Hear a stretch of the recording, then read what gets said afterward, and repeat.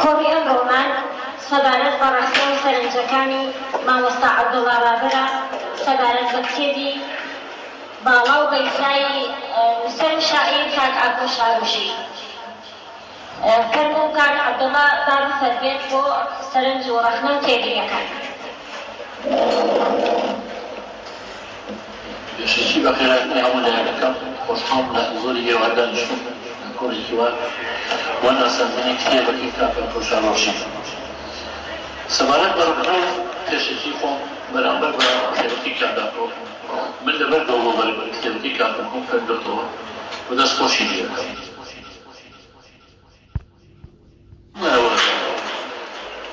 ڕەخنەی بخێرە ئەوەیە کە بەرامبەرەکەت بڕۆخێنێ وەڵام لێڵی هەڵسێتەوە. هێنەکە ئەوەیە کە ڕێزی بکرێت هەڵەتەکانی پێوەڵێ چە لەسەری وەڵەوە ئەوەیە کە نەخۆشیەکەی پێوەڵێتی بڵێ ئەوەش عیلاجەکەتە وەڵبووتەوە کە نەتوانێت مانای هەوێ تێوێت کابرازم ناکە ئەزان.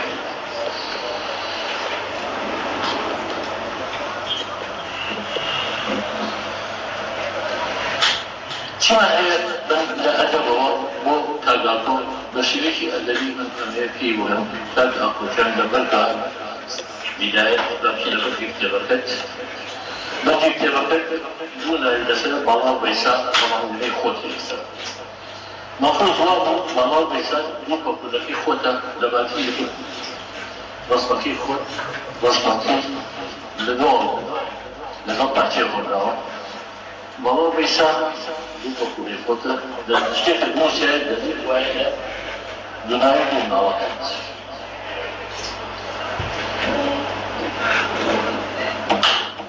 بۆ خاڵ هەمان پێشەکەی مەفروضە کاک ئاکۆ خۆی پێشەکەی بۆ خۆی نەنووسایە چونکو هەر کەسێک بە شانۆوەڵی خۆیان هەڵا من بۆ خۆی و منیش بۆ خۆی غەڵەتە. ئەگەر ئێمە هەر کەسێک لە ئێمە هەرچی بکەیت باسی خۆمان بکەین ئەو فێرە و درۆزنی هەفشەکەر یا خۆپەشە یان کابرا مەسنیە. ئێمە هەوڵێمان زۆرە لەوانە هەوڵێکی خۆشویستی خۆی کاک ئازاد پێنجێنی نووسەر کە دەستێکی باڵای هەیە لە نووسینی کەشفی لە نووسینی درامایە پێکوانی لەگەڵ ئەوە تەمسەی خات و پێی نووسێتن. باڵا و بەیسا کتێبەکەیەتی بەڵام ناوەڕێکی کتێبەکە باڵا و بەیسا نییە. ناوی مناڵەکانێتی بەڵام مناڵەکانیان پێویستە ناوەڕێکی کتێبەکە لەگەڵ بەردەکیانی بچێت. خاڵێکی کەتە ئەڵێن ئەم بەرهەمە تەنیاتی کاک ئاکۆیە بەرهەمی دوو تا سێ شاعیر نییە. مەفروض نییە لە ئاخری کتێبەکەیە لە کۆتایی کتێبەکەیە بەدەستی وەداتی پێسی وەدات ناوی شاعرەکانی پێکە بنووسێت ژیای کاکەوێت. ئەگەر سێ شاعیر وایە فڵان ڕۆشنەکانێکی ئۆمەنداوەکانی ئەوەیچینەکانێکی بۆ پەرشانەکانی یعنی لاپەڕێ بۆ هەر شاعرێک جیاوکرایە. بەڵام ئەمە لەبیرەوە ناکات کە تۆ کێسێکیان بەدەستێک دابنێت لە ئاخری کتێبی خۆتە. ئێستا داوای یەکەم شێعرێکمان بۆ بخوێنێتەوە بەناو خۆی. شێوارتان باش بەخێراتانەکەی کۆڕی جدی لێکۆڵینەوە و ڕەخنەی ئەدەبی لە شێعر جدیترە و ڕەخنەی ئەدەبی خۆی ژانرێکی ئەدەبیە ژانرێکی ئەدەبی سەربەخۆیە جیان لە ژانرە ئەدەبیەکانی دیکە کە لە وڵاتان زۆر پێدرێ بەڵام لە وڵاتی ئێمە گرنگی کەم پێدرێ و ڕەخنەی ئەدەبی کوردی خەرمانێکی فەرهەنگێکی لاوازە. ئەمەوێ ئێمە لە مناڵیەوە وا پەروەردە نەکراوین کە ڕەخنەمان قبوڵ بە یاخود مقابلمان قبوڵ بێ. تەنانەت ئێمە نەگەر ڕەخنەی بەرامبەرمان قبوڵ بێ بەڵکو وجودێتی مقابلیشمان قبوڵ بێ. کارەزادەکە لەوایە وجودی مقابلمان قبوڵ نییە هێشتا داوام هیچ دەنگی نەکرد هیچ ڕەخنەی نەکرد تۆ وجودێتی بەرامبەر ڕاتەکەیت تۆ جا سەلاوی هەزاری یا ڕەخنەکە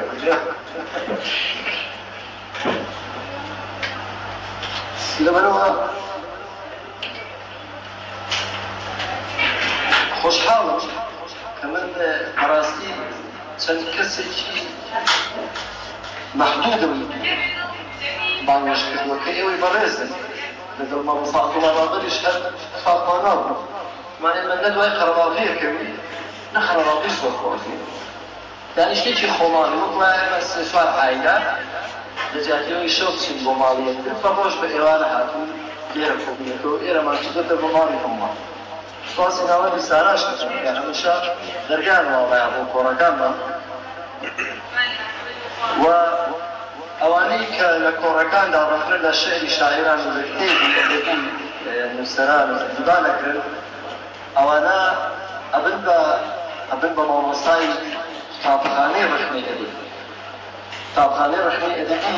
بڕۆن لە کتێبە ئەدەبیەکان بخوێننەوە لە کتێبی ئەدەبی چ وڵاتێکدا نووسراوە وەزارەتی ڕۆشنبیری رووسیا یا وەزارەتی ڕۆشنبیری ئەمریکا یا وەزارەتی ڕۆشنبیری فەڕەنسا هەڵساوە بە دامەزرانی قوتابخانەیەکی ئەدەبی قوتابخانەیەکی ڕەخنەی ئەدەبی نیمانە لەبەرەوە ئیشی وەزارەتە و دامەزرا حکومەکان نییە ئیشی خەڵەمەکانە قوتابخانەی ڕەخنەی ئەدەبی بێ خۆمان داینین و لەناو دڵمانە دڵێکی فراوانی هەیە بەڕاستی یعنی پەیوەندی بەوە نییە تۆ گەنجی تازە پێەکەی یان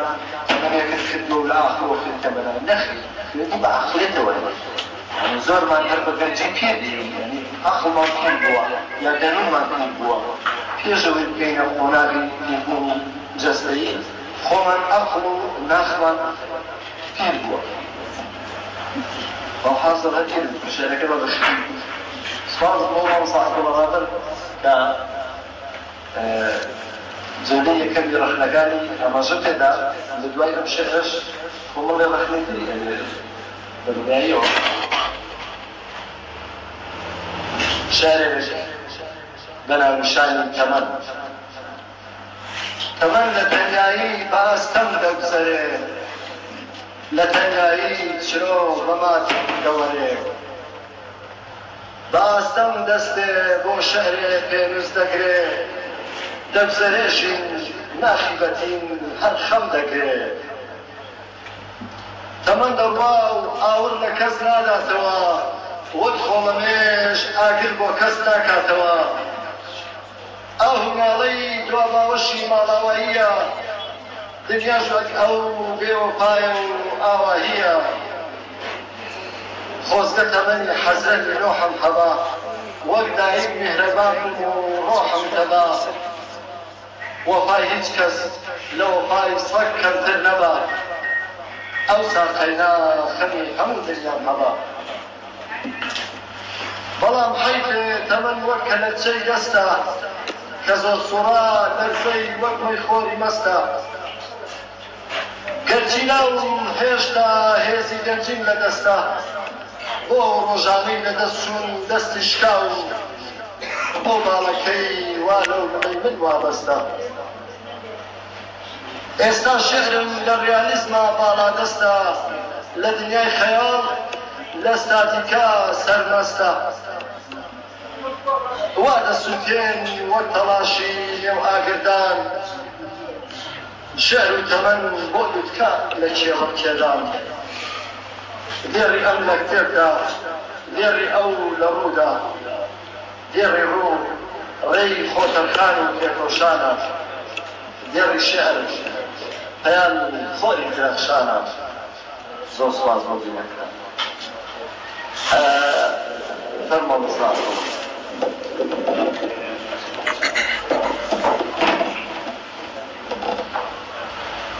شعر غناك بريكس خلقان بس لا شعر الشعر دي خلق ما يشبه همو شعر الصوت الموسيقى وزن خفيف ديرا كيف خوش الشعر زيادة مخيمته زيادة مشيطة داوينة شعر كمان بقينة ولا بريسي يبلغ بۆ کەمزانی ڕزم و قاربەرخۆز و مۆسیقای ئەو بەنداوێنە جوایە خۆشە کاڵەکۆ پێشەکی دەستخۆشیێکی زۆر گەورەی لێ ئەەکەم چەندها کوڕی کردو بۆ نەسەرنی شاعیرە گەنجەکان ئەو شاعیرانی کە کەس ناویان نازانێت و کەسیش نایناسێت ئەگەر لەماڵێکە کۆرەیەکایە لەماڵان کۆرەیەکەکەم لێرە دەستخۆشی لێکم لەوانەیە خەڵکێکی جاهل لە ڕەبنەی لەبدێ بەرنەش لە حەسادەتا مخاندنە کاگا کۆیەکێکە لەو پیاوە بە ئەمەکانی کە هەست و سۆزێکی ناسکیرێ وەزە پیاوێکی بە ئەدەب و ناسکیرە دەزانم وناشمێ لێرانەوە بنیشتێن بە پێچەوانەوە ئەمەوێت وەک هاوڕێ وەک ئەدەم دۆستێک هاوکاری بکەم بۆ ئەوەی کە بتوانێت مەرگاڵەکانی خۆی چاکەن بۆ ئەوەی کە بتوانێت وەز مقابلێک بە مەرگاڵەکانی ڕێنجم بکەن بەڕاستی شاعری کلاسیک هیچ کەسێکمان ئەوڕە ناکەن ئەگەر خۆیش بێ بە مۆسیقایەکی هەبێت بۆ خوێندەوە مامۆستا شێرکۆڵێک کەس شعرەکانی خوێندەوە حەز دەکرد دەریانەوە دابشی هەستا شعر خوێندەکەەوە حەز دەکرد وكذا كنا نكتب زيادة تأثير يومي دائما نكنا كنا في الوقت وكان يقوم بوي كبسة نكتب واسمه قاضي كتابي يعني صوز الموسيقى ويعني فنبياتي كتابي ما كنا نكتب كيران دست خوش بيه كنا نعمل كيران دست خوش بيه كتابي اللي صلى مرة دي قريب في وتلكتب فينا وديناميكا قدرنا نكتب فينا طبعا كم خوشة كذا كور زيادة كيلو بخمدين باشور شو كنا تبقى زيادة حسب كم ماشي زمانه كي دراسي بشر زمانه كي موسيقى قرقم يجي بوضع خارجي كي لا يجب لا شركاتها أم كشتك يوم الحزنة كان لبردني أو خلقي أو كثير ليش الشركات تركيهم بريشون تسمعكم وتنكاغا كون مغلطة وتكاكا من الزمان منارك وهاي وتكاكا من المطاكيلة دايدر تسي في زنية ناخي فاكا حتى كم قول لربوا وتي إن شاء الله بوشي وراءاتهم بريشون تسمعكم دور تابعي ناس كل تسمعكم وشو ممكن تسمعكم فكريكي بأدني وكذلك في قشن كذلك شورجان كذلك يوسف كذلك أنا دوست وزان بوي كرسباتني كانوا لزوج خويا أو كساحبي قبل بيت لا ساحبي طول بيت لكم هذا شخص بدون يبوي نشأت وكذلك كنيا كذلك أشياء بس يعني كاتب سجن وجشر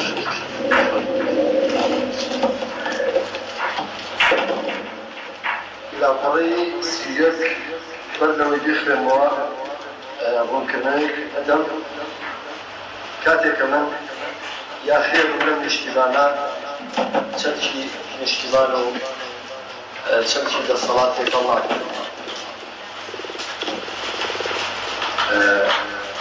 وقو هذه السلام والإمام عشر من الحضور هذا الصلاة تدري إذا كان لأخوي ولا أو اجتماعيات أو يكتفكات من اجتماع تمشي الاجتماع بالصلاة في توقع أو أي شيء من السريكة كي لا بالجامع في الأولية والله من دير دعنا فرسمية إذا شيء إذا وجدت بأوروبايا بقبراني جندل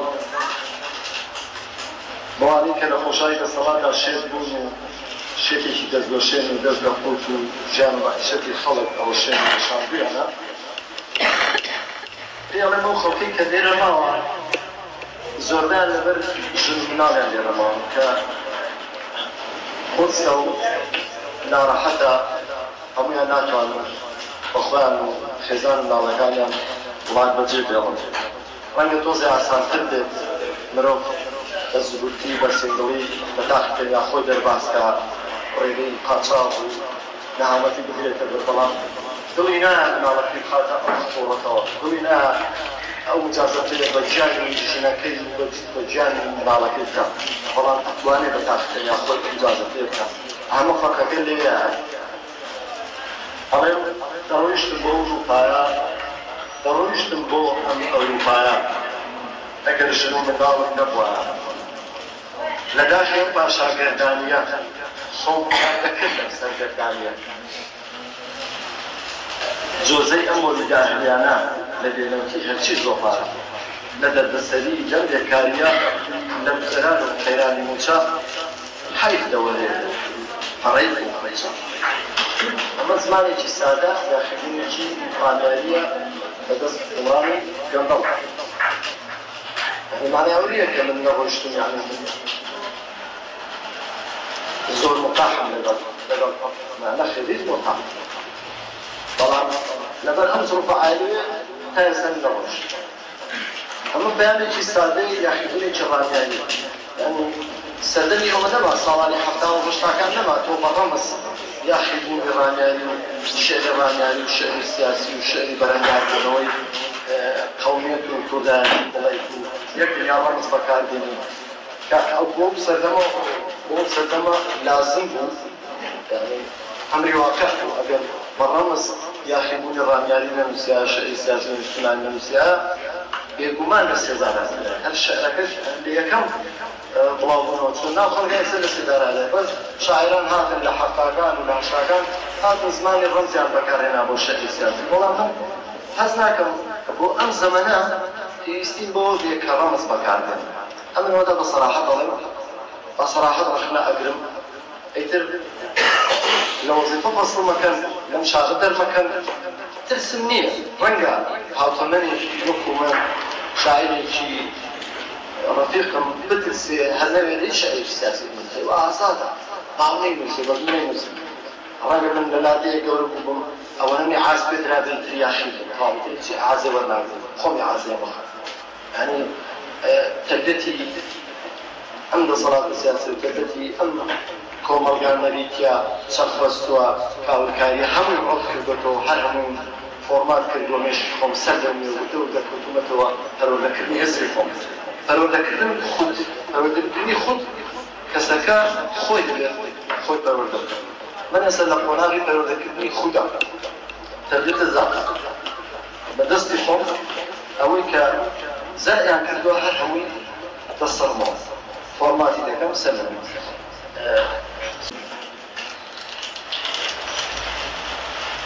گرنگی حکوومەتی بارەکەی ماشین دەبیسکایەوە وەک بنای عاج بوو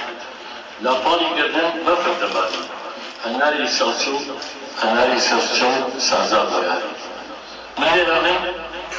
شاعیر مەقسەدی خۆشەویستەکەی خۆیەتی لێرە کۆیە نەک کوردی خۆشەواسی ئێستا خۆی کرد لێرە کۆیە شارەکە گرنگی حکوومەتی بارەکەی ماش بوو يعني ماش مخمر فهذا بيبقى يبقى يا بيبقى بيبقى ومدة بارجاي ماش وكتتني أبو خويتي نكو إيش إنسان يبقى هوانا هو الخبير بلاتي الله قريب هو يكتب كان نتيجة لهم تاكيد هو ناوي أنا يدوهم زي ما وجوهي ما بلاتي هیچ معصومی نبود. اولی چه کاری غلط نکن غلطه. غلط با غلط جلسه ناد. من کاری اکو دست فوش بیارش سامش. فرسش پرچه خونگاو دست داوی کاری اکو تی هز نکم میخونی تو پرچه خونگاوی خون بخینو. روزگاری بود. خانوکه من یک خورده بود. دای کوباوت باقی یک بود. خوش کوبران پرزاش یک بود. يستا هو كمان دلايك وكوكا كان أنزل تنها ديوان شور بطال الله ناسيكا يكي رشدو يكي ردو يكي زمير سخم بدو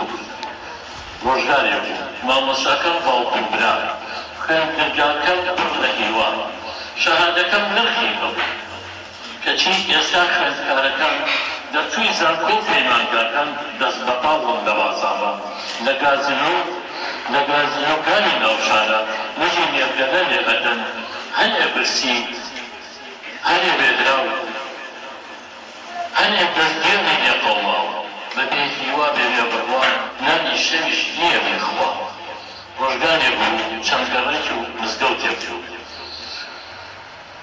پرپرن خلقی رسولان لگه رحم خوشویستی مناو زناو داناو صوبی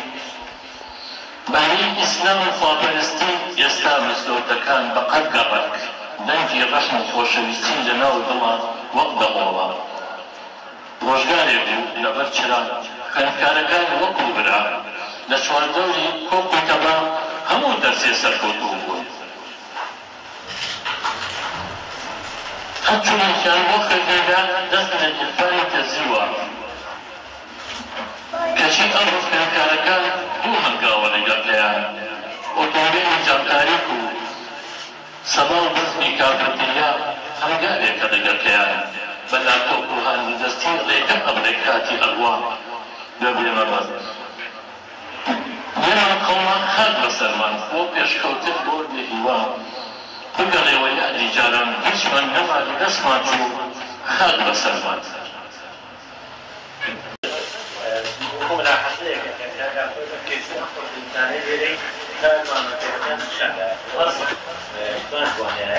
وەکۆی کە ئەفێریتەوە بۆ لەنگا ئەڵێ ئەم هەوڵوتایە ئەم شتێکە جنابی هەمووکە ئەفێری بۆ ماوەکە هەڵەیە هەڵەی دایک ئێرا یەک ئەگەر جارێکێتەوە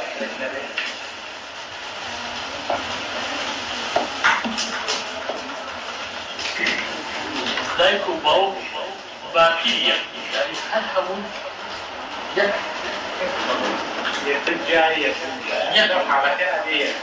یەک بوو دایک و باوک باقی یەک بوو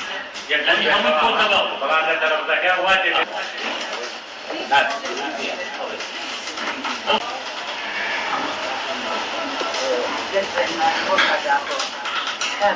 ثاني وانا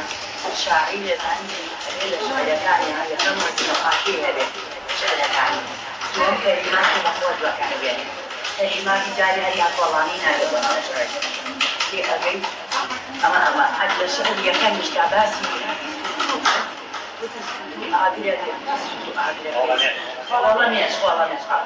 والله مش قاعد لكن أبواب اشتكي دربوت على جاتي والله ما شكر وتي أكلنا يا ماما أو كلمة أكلنا وتي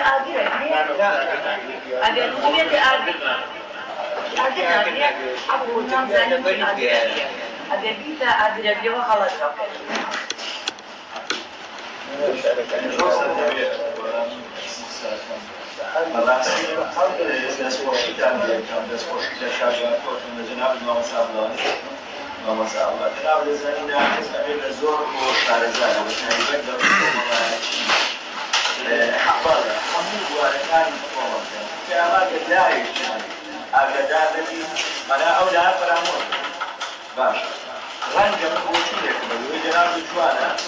اگر مرۆڤ بۆ نمونە کە پرسیارێکی تاریخی بکات ئەگەر چەند جارێ هەڵەنەکە ئایا فێری ئەو پرسیارە حسابیە کە بزانێت بۆ نمونە پێنج زاری پێنج شەنەیەەکە لاشان ڕەنگە کاگاکۆ هەندێک خەلیە لەوەی جەناب لە ڕاستە بەڵام بڕوادی ئەی نازانم لێرە ئایا چۆنبیری ئەکەنەوە بۆشکانە بۆ ئەوەیە یعنی بۆ ئەو وشانە ئەو دەبەکاربێن وازەوە بێنی پێم پەلەیە یعنی هەندێکجار هەندێک قسە هەیە لەسەر هەندێک کەسە کە ئێستا ڕەنگە منیش سەرەکەن جەنابیشی ئێستا لەڕۆ کە هەندێک شعر هەیە ئەوانەی جەنابن ئایا وێنای ئەم شعری جەنابن لە شتا باشە لە چی ئاسێکی کایە وەستاوە ئەم شعری بوونەوە هەیە ڕەنگە کەسانێکمان لێرەمە بەراوردی کێکەوێ سەرکاردا کۆیان یان کەسێکی یا شاعرە موسەوی بکە یعنی زۆر هەڵەبی ئێمە ئەکسەر وا قسەکەن ئەزانی شعرێکی شێر ناوە بۆ جەناب شێر کۆگەکە زان باواز دەکە لای مامۆستاشە شعرێکی دەکی وەڵمەت خوێنەوە زانی دەردوو بەگیرانمایە کە منیش دەزانم بۆ تازە مەحوێکی کە بنزارێت بەس ئەی چۆن کەسێکی کەسێکی کە لە داهاتووە کەسێکی لا أولوبة ومرة شاعرات مثلا أوي كهند الشام راويته أمانة شاعرات أثناء يقول نبكي حتى وجود شاعر والبعيد بطروش يعني الزواناني كإنسان رمزي أدبيات الشاعر مرات يشرع أواني كلاكي من نخلة والكلام آية لم يرخي نحكي من روح خلاك وأولوبي شعر زان باش ئەمە گرفتەکەیە من هەڵەکە بۆ ئاکۆی داهێم ئەو کەسایەتیانی باو نەکردا ڕەنگە خۆی گەشە لە بواری کۆمەڵایەتی خۆی شارەزانیە ئەحرامن بۆوانە نامن ڕەنگە من بانکی من لە بواری سیاسی وڵاتە لە گەشە شارەزانەکەم ئێتر نازانم کاگاکۆ بۆچی لە وڵاتی سیاسی چۆن نەتوانم بیخرم بۆ سپاس دەکەم مامەسا بوار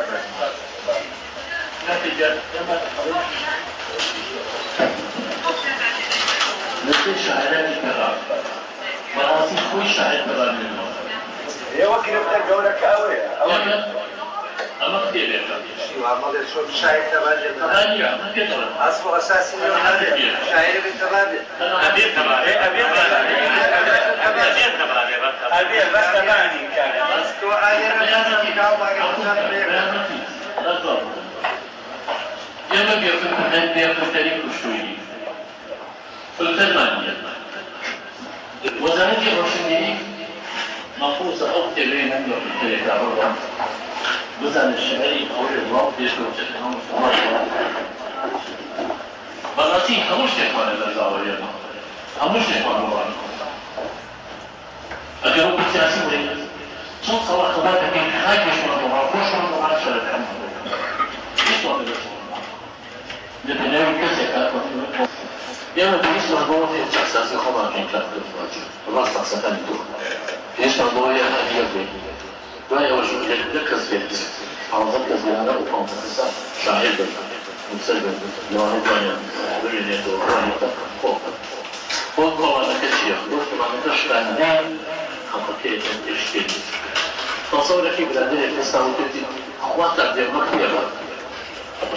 دراسة كل مصر الدرقة أو كتبة أو بالفريم جناب داني شو نقدك دي هیچ تگرشتی که اگر تو هیچ شبه و نبرچی هیچ شبه من نبرچی ورکن ما فرمکان شعر چیه تو بچی ناقدی انا معبا تو بچی ناقدی شعر فإلا بس قصد وزن قادر له كابراي أو شعر أصلا هيك ديها كشعر وزن قادر ودتيه به هذا بيناس أنا بيشوفوا بينا ممكن لديزاين بالكتوب خلاص ديزاين بالكتوب هي رفرية رفرية لا طبيعي نعم هي رفرية هذه شاكيكا هذا أمبر حمد خلاص خلاص كذبي وهم شاكيكا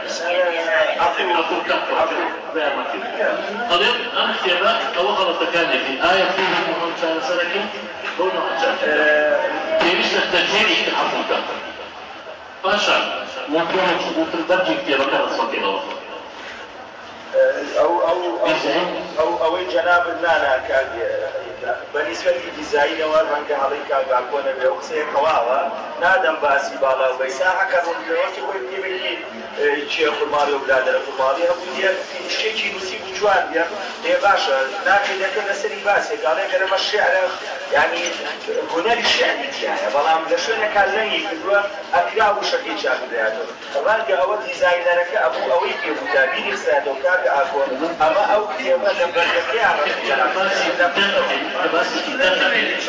أم جاشي أنا براسي كس خاون مني أنا في ناسي هاي ما زاد وأنا في ناسي شيء بام يبلغ إلا شيء أو أفضل. يوم كباسي كذا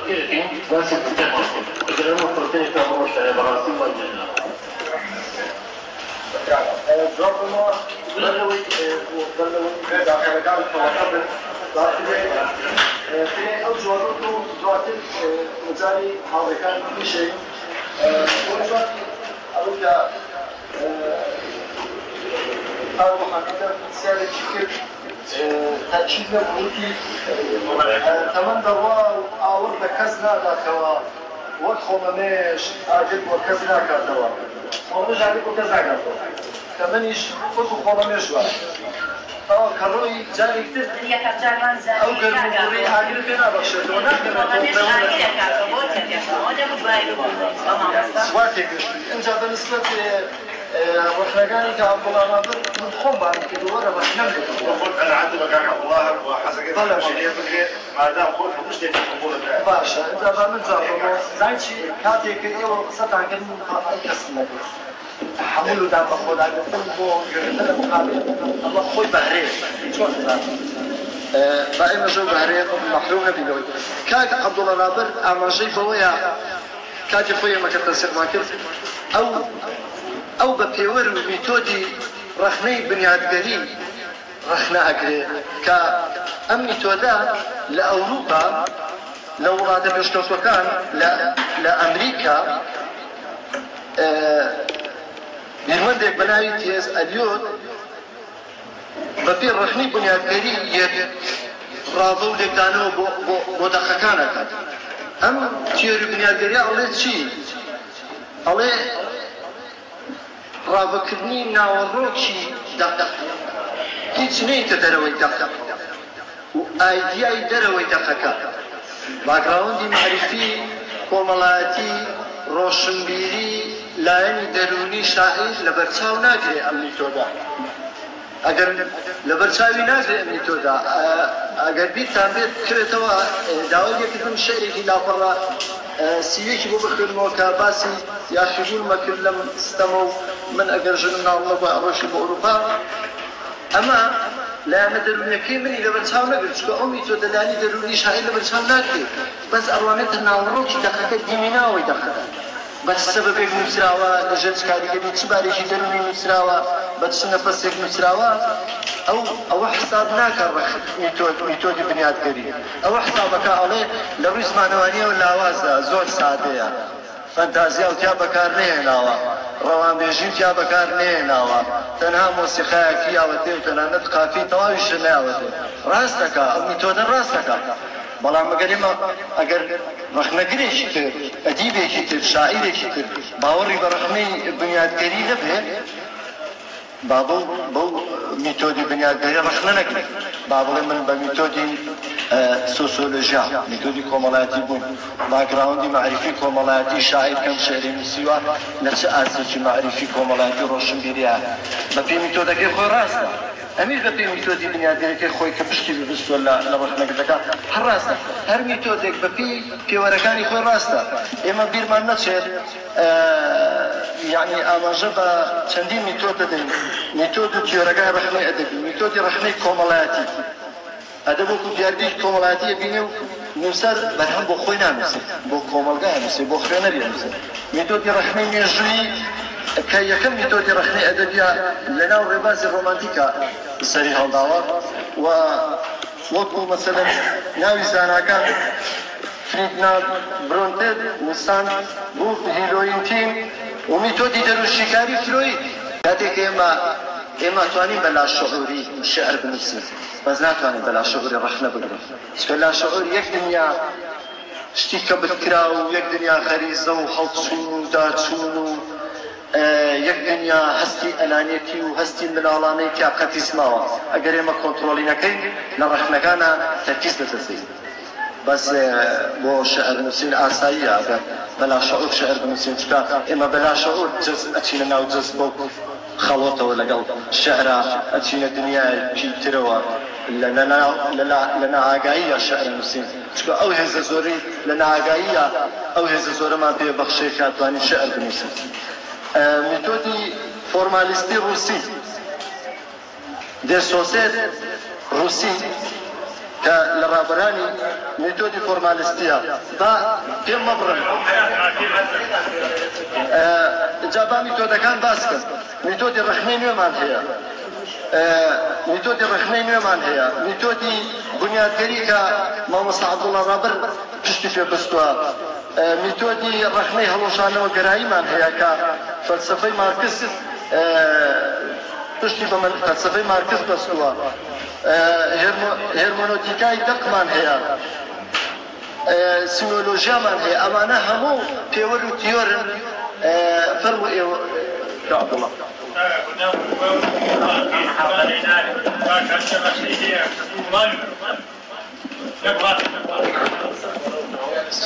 سپاس بۆ کاکە عەبدوڵڵا ڕابەر بۆ ڕەخنەکانی و ڕەخنە و سەرنجکێبینەکانی لە کتێبی کاک ئاکۆ شاڕوشی کتێبی باڵا و بەیسا بەڕێزان هەر یەکەتان سەرنجی خۆی دەوێت بەڵام تکایە بە بێدەنگی و ئێمە هاتووین تۆ لە ڕەخنە بگرین بەڕاستی کە عەبدوڵڵا نەهاتووین بڵێن ئەم مۆبایلی تۆ ئەم سەریتا ئەو سەریبەکە وایە لە خۆڵ و فڕایە پێویستەکان وشە بە وشە ئێمە قەزای چۆن ئەم مۆزوعی کاک ئاکۆ زۆر هەڵەگرێت لەبەر ئەوەی ئەو ڕۆژەش لە جمال إيفان يكون كان بكر استو جناب الباسي وكي عليك هكا أور بكنا كل خير بكنا إسافي قبل هذا عنك حساب سريكة أجل وايا أجل حقوقي ما سكان أجل حقوقي زود بلا شيء أو كتابة نعمل كنيا كتابة بحق فوي بني أو في ولا كتابة مش مجنون في ولا كتابة أو كل سنة نعمل كم شهر نعمل كم لا شيء مش بيعمل شيء وانيا أو نعمل كتابة شباب تحكمتها أوكي أرجع ثم باسي أكو عليه رياليزم هكذا أو تصنع بس رياليزم دارينا ولا بنقول من ما مختار رياليزم الكاك في نفس تاشكاشي تو بس جواني أواز تاشكي شيء كاك يعني تو بس استاتيكات شيء أو شيء استاتيان بس تبقى زوست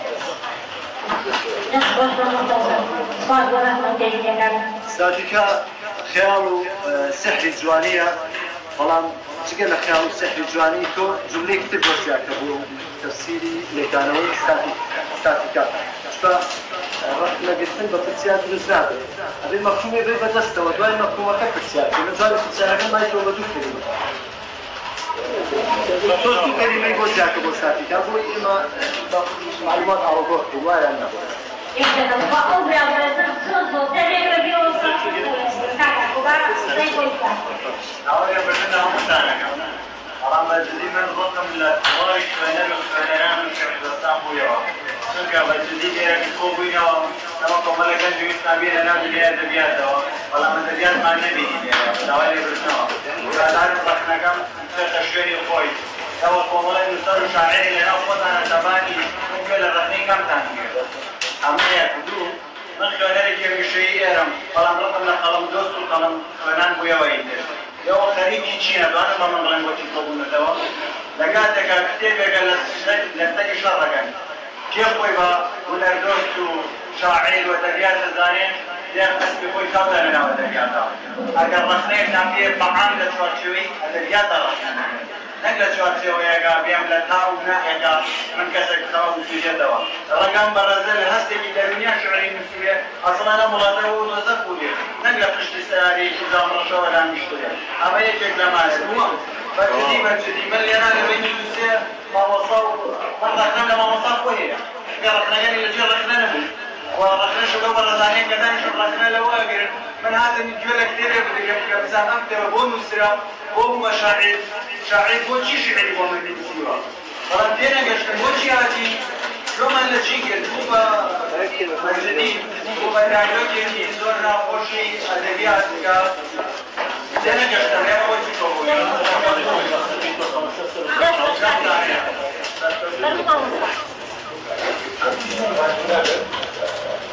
بدل راسي حق رسول الله كان رسول الله كان الله يا كذا كان الله كان الله كورا هذا كان موسى طبعا هيك كتير هديانية بتعب كثير الشعرين ويعني جواني كيانا جناب الجنوبي تجيب بدو تعب أكو بيدور بيجاني كله أما دائما الإنسان يعني كان أكو أبي بيجي كذي دورة هو كوينه أمين لكن هو من بعدين أبي الرجال كان كان يقول أبي الرجال والله الرجال بقى أو أمين على الهواء أما لم رسا لم شعرا لم تيرا أم غزمان كده الهواء والله الرسول لا يكون ساعة الهواء أما أصول الرحمة جبنا تكون ذلك مشوار شعر كذا حصل لي تعطيل كي يجري لهم كي توقف كمفوضى مسخاي شعرتين كشيء بداية بحكي بداية أبو على كاني أكلا أبو شبكاني أو شبكاني يرتك على فوق يجيب معنا النبي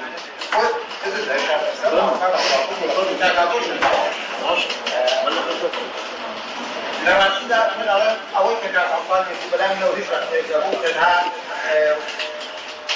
وصل بمرايتي ولسك يبطل لسك كاكا أمية كاكا ممكن جناب لك أو عندك لسنة وشعرانه أو يناليك يستعب الشر أو تشعريك كفيل كوا على السكاء مشاعر خلاص كانت مدشع كنت كوا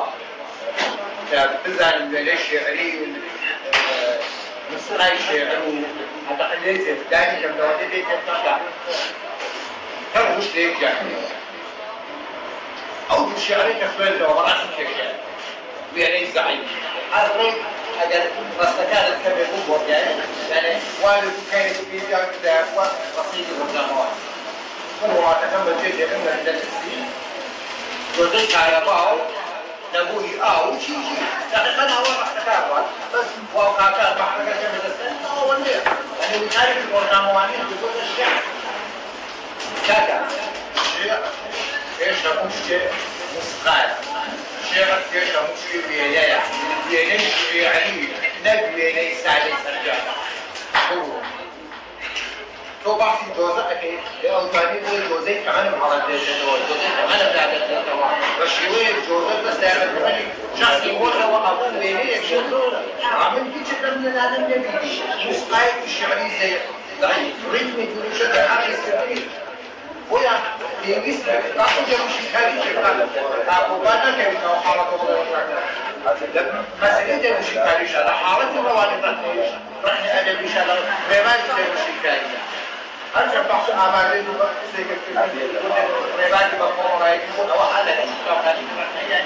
فهم مثلا ده مش خارج هذا إيش أولي نشوف كاش موضوع رحنا لا إيش نقول أمشي على المستوى كأنه هنالية كأن الشعر كده عالي ثقافة كأن شاف نوع عالي شعري أو وهو شاعر هذا أو هذا استدلال أيوة أو شاعر شعر كيف يدرس وحول طبعا ما كل فلوس يعني بيستدين يشاف الشعر الأخير وأنا أقول ده وراسي الشيخ بقول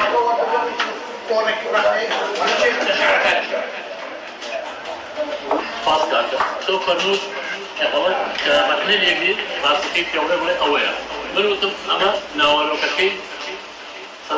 دليل اختباراتنا تيم أقول كمان نقصن كنا بدي تقصن تيم أفرا قلتم أما هلايا بالله بيسنا إن الله كان تفيد سفر كتير فما الله بيسا تيم تو فرمي في بلاد تيم لو داوي في بقي يوم في سفرتنا كتوم تجابر خلاصي خوتا كلمة غلطتها قد ما ورا سكين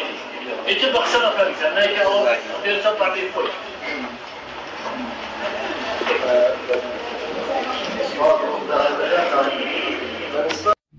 بەڕێز عەبدوڵڵا ڕەسووڵی سەبارەت بە میتۆدی ڕەخنەی کۆمەڵایەتی و پێوەری سیمۆلۆژیا جەنابەت فەرمووت کە ئەمانە ڕێبازن نەخێر ڕێباز نین هەروەها وتت ئەمانە لە ڕەخنەی ئەدەبی داوەجودیان نییە بەڵام بە هەڵەدا چووی چونکە میتۆدی ڕەخنەی کۆمەڵایەتی و پێوەری سیمۆلۆژیا یەکێکن لە پێوەر و میتۆدەکانی ڕەخنەی ئەدەبی و لە لاپەڕە 23 و لاپەڕە 114 کتێبی تیۆرە نوێیەکانی ڕەخنەی ئەدەبی دکتۆر کەمال مەعروف داهەن و کتێبەکەت دەدەمێ بیخوێنەوە بەڵام کە خوێنتەوە کتێبەکەم بۆ بگەڕێنەرەوە سوف نوت كمثل يجي فاسقي في أول ولا أويا منوتم أما ناولو كشيء دليل اختباراتنا تيم أقول كمان نقصن كنا بدي تقصن تيم أفرا قلتم أما هلايا بالله بيسنا إن الله كان تفيد سفر كتير فما الله بيسا تيم تو فرمي في بلاد تيم لو داوي في بقي يوم في سفرتنا كتوم تجابر خلاصي خوتا كلمة غلطتها قد ما ورا سكين إيش بخسنا فرنسا نايك أو ترسل بعدين فوق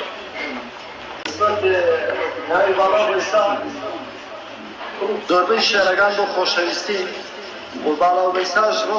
ڕەمزێکە بۆ هەستی خۆشەویستی لە لای من ئەمە ڕەمزێکی تایبەت ئەمەی هێر لە ڕەمزە تایبەتەکان یعنی زۆربەی شاعران ڕەمزی گشتی بەکارێن هاتوون ڕەمزی ئەفسانەی لە شاعر ئەوروپیەکان وەرەگرن و ئەینووسنەوە زۆر ئاساییە ڕەمزی گشتیە و هیچ غەڵەت نییە بەس من هاتووم وازم لە ڕەمزی گشتیە ناو ڕەمزی تایبەتم بەکارێنەوە کە کەسێکی تر ناتوانێت ئەمە بکاتە ڕەمزی خۆشەویستی ئیلا مەگەر ئەو کەسە مناڵەکانی ناوی باڵاوبەیسا بێ ئەویان ئەبێت بۆ ئیشە بێت بە تایبەت نابێت بە گشتی بەنسبەت ڕەخنەی ئەدەبی چێژی تیان نییە ڕەخنەی ئەدەبی حزب لێکدانەوە تێڕامان هەڵوەستەکردن خوێندنەوەیە سەر تێشێنێ هیلاکەکە ئەو هێنێ ئەوبا هیلاکەکە ئەمە چێژی جانیە بەڵام ئەو شەعری تەمەنا ئەم شەعری تەمەنا بەڕاستی من شعر من لەگەڵ ئەوانی شعر ناسک بێت و شاعریشە بێ ناسک بێت ئاساییە زۆر ئاساییە شعر ناسب بێ و پامێکی ناسکانەی تا بێ بەڵام ئەبێ شاعیر وەکو پۆڵاوا بێت یعنی ئەبێ و چەکەڕاز ئەو چەمکەڕاز کەینەوە شاعیر نابێ ناسک بێ وەکو ناسکی شعرەکانی شاعیر ئەبێ خاین بێت چکە شاعیر ئەبێ یاخی بێت هۆکاری شاعیر بوون لێڕژانێتی ناخود و نائاگایی لا شعوری فڕ بووە لێڕژاوە لێڕژاوی یاخی بووە لەم واقعە نەگریست و واقع ڕەتەکاتەوە تسليم واقع نابێت نە شعر بەتەواوەتی تسلیم واقع ئەبێ نە شاعیر بەتەواوەتی تسلیم واقع لەناو خۆشەویستی شاعر یاخی بوو لەناو خۆشەویستی یاخی بوو پێم وتووە خۆشەویستی ڕاستەقینە چییە و غەڵەتەکانی خۆشەویستی و ناماقوولەکانی ناو خۆشەویستەکانیش ماماشە پێداوە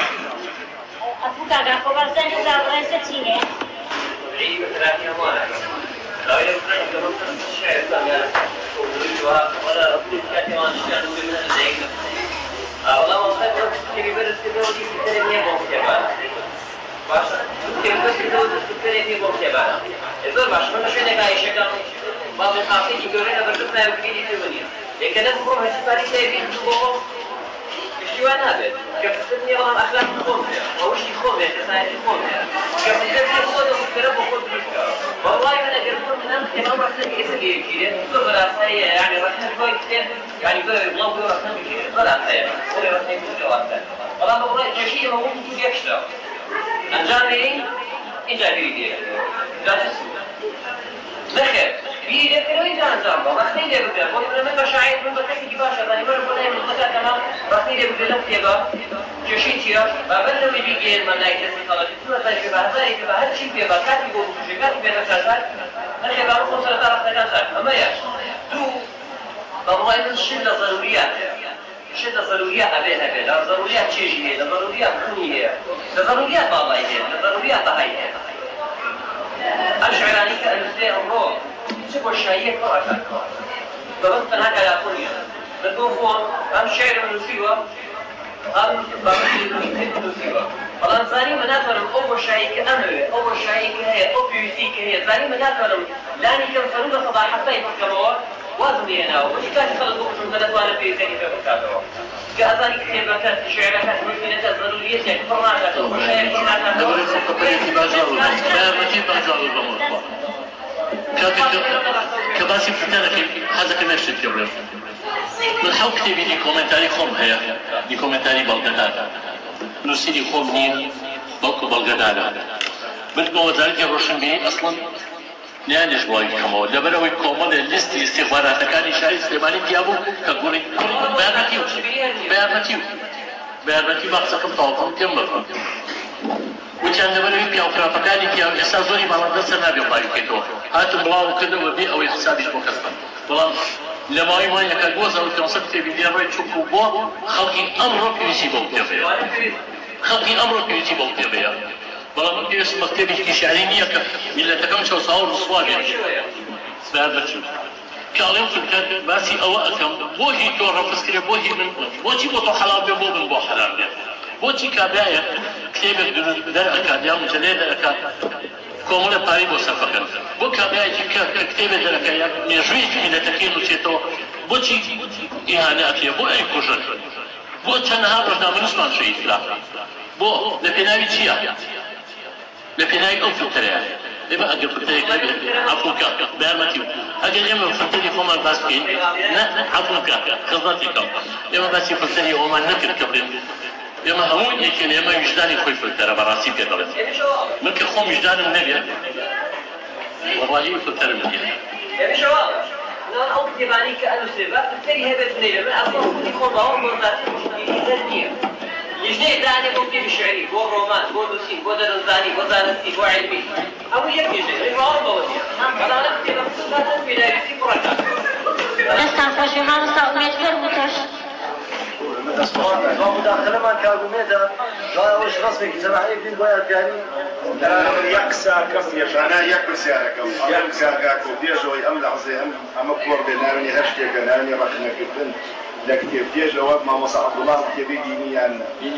ديني كأزاني أنا رحنا جيري أن تبو كما مصعب الله رزم هذا ما مصعب كأصلا كانتني خيبر عن بربما هاي رحنا كاني كي ودي أما أنا رحنا شو كي تجيب شاري وما تشتغل كذا من دواني يسجل كان كل من الخمر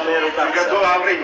بس دواني يا بيكم جاني بكم جناب تجينا ومن زيت يكشف هذه يا دريك زيت شكل زوج عم يسوي شو كده يكم جاك خوش تبصير يكم جاك يم يكسر بويا شيء موضوعك يكسر شيء بدوي موضوعك نازل كسرتها أم كابلا دواني يكم جاري به دواني شجاري به شيء هذا وشيء هذا دواني رخني به جيرابه والله يم يكسر شيء يكسرني والله كاكو كل وقت شاعين بوشي وكيف لا من أنا شعر والشعر كان شيء رزي لي أيام والله ما بس الشيء إذا أو زي جوج من تيجي وزي جرادي اشتكى ما من أول رحنا كان في أمام رسمي دانا ولا بيسمع شيء بالو بيسا كاكا كوالي منو كوشميستي بنا خيرو كيرو كوشميستين شو تعرف تيباتو تنهاش يعني تياتو يكمل بازدا نعزيج يعني خوتك أما يعني يكمل بازدا واحد كبرانبر أم ده صلاة شيء قوت شيء نبات فمكتي بكم نجيميو أزار كوات الدوار كم خوش يكمل تبكر بينها هم خوش كاتيو خطنا قريب بياناتي دەستان خۆش ئەڵا دانش شو نكمل تو كيوتم كاكا أنا غلطي فيها خلينا الواقع غلطي رزواني فيها غلطي فيها باكر كنت حاجة بس من بيشتغل دانش بيكوت أمانة شاب بيكوت في يوم أنا حاسس كده أو أزاج بامن يكسر كاكاكو أواني كتيب يعني هي شعر يعني هي باع أعزاب الجلد يعني الشعر دەستان خۆش بیانە دەبڕم بەخێر بێن سەر سەرچاو لا أوجو برادرك شجوع لو يكم جاري هتلر شو قاوخانين عزيزكم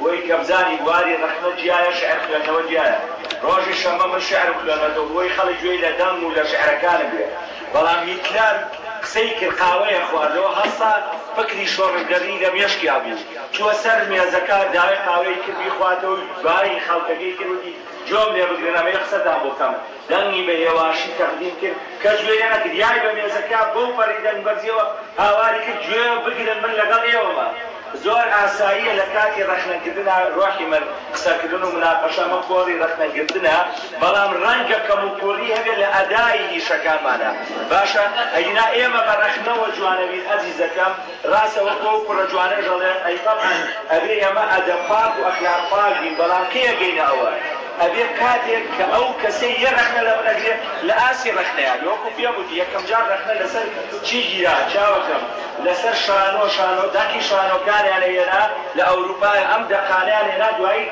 باشترين شانو كامل ولا نفر يا ما أبي ناو دقيقة ليك بينه أو كاتا جنوي كتو جناب دفرمي كورك من سكم زاد جون دويجيو بلام بقولني تلون رنجيوا يا كم استدام تاندو بيلا ما ولو من بكاغا كوش متوقع لنا كلام دواريا إن شاء الله.